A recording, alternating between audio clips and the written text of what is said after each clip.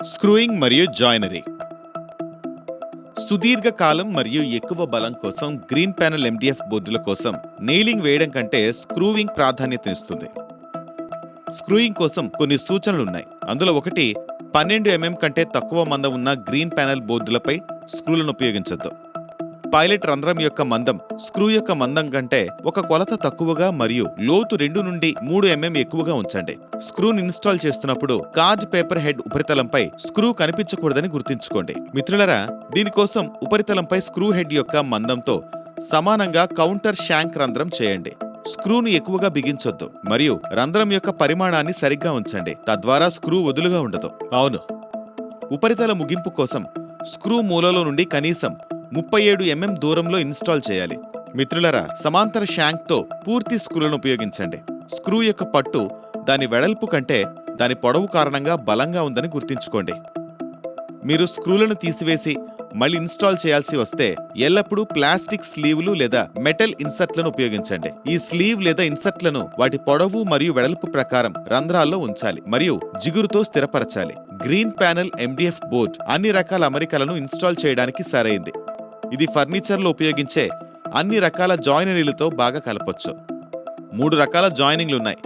నాక్ డౌన్, దాగి మరియు బ్లాక్ అమర్చబడింది. గ్రీన్ ప్యానెల్ ఎండిఎఫ్ బోర్డ్ అంచుల వద్ద ఎప్పుడు నెయిల్స్ ఉపయోగించదు. వాటికి బదులుగా స్క్రూలను ఉపయోగించండి. జాయింటింగ్, ఫ్యాబ్రిక్ గ్లూయింగ్ మరియు డెకరేటివ్ ట్రిమ్ల కోసం మాత్రమే నెయిల్స్ను ఉపయోగించండి. స్క్రూ యొక్క ఇన్స్టలేషన్ కోసం కొన్ని ప్రత్యేక సూచనలున్నాయి.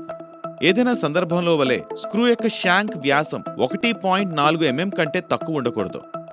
స్క్రూలను ఇన్స్టాల్ చేసేటప్పుడు మూలల నుండి కనీసం 25 mm దూరం ఉంచండి మరియు స్క్రూల మధ్య పరస్పర దూరం కనీసం 150 mm ఉండాలి. ఎల్లప్పుడూ స్క్రూలను నేరుగా ఉపరితలంలోకి వెళ్లేలా చూడండి. పూర్తి థ్రెడ్ స్క్రూను ఉపయోగించండి మరియు స్క్రూ యొక్క పొడవులో కనీసం 3 వంతుల లోతుకు వెళ్లేలా చూడండి. గ్రీన్ ప్యానెల్ ఎండిఎఫ్ బోర్డులకు అచ్చును జోడించడానికి పవర్ నెయిలింగ్ ఉపయోగించవచ్చు. సన్నని సూదుల వంటి చిన్న తలలు కలిగిన నెయిల్స్ ఉత్తమం. గ్రీన్ ప్యానెల్ ఎండిఎఫ్ బోర్డుల అంచులు ప్లైతో పోలిస్తే మరింత పదునుగా మరియు శుభ్రంగా ఉంటాయి. ఇది మషినింగ్ మరియు పూర్తి చేయడానికి ముందు కనీస గ్రౌండింగ్ మరియు ఇసుక అవసరం. బోర్డు యొక్క అంచు ఉపరితలం సరిగ్గా సరిపోలిన తర్వాత మాత్రమే ఉంచాలి మరియు అన్ని పొడుచుకు వచ్చిన అంచులు మూసివేయబడతాయి లేదా వంగి ఉండాలి. అంచుల్ని సీలింగ్ చేయడానికి సీలెంట్ యొక్క మందపాటి కోటును వర్తించండి. తద్వారా బోర్డు తేమను పట్టుకోదు. మేము పూత కోసం ఈ సీలెంట్లలో దేన్నైనా ఉపయోగించవచ్చు.